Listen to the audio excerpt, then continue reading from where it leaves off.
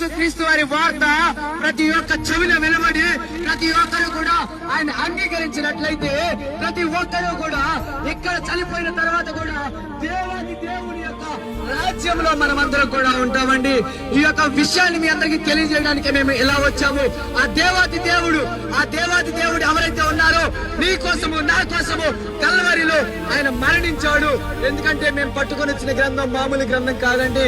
మేము పట్టుకొని వచ్చినటువంటి ఒక బైబిల్ గ్రంథం ఉంది చూశారు. ఈ బైబిల్ గ్రంథం ఉంది చూశారు. ఇది మామూలు వ్యక్తులు రాసినది కాదు.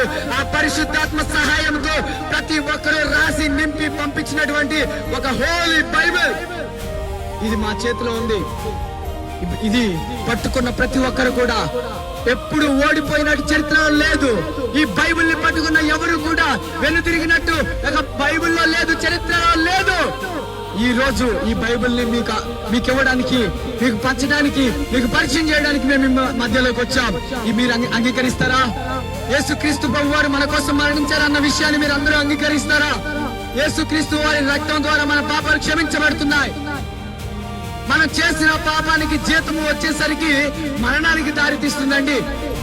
మన మరణానికి దారి తీస్తుంది. మరణం తర్వాత మనకు ఉన్నటువంటిది పాపము చేస్తే వచ్చేది నరకం.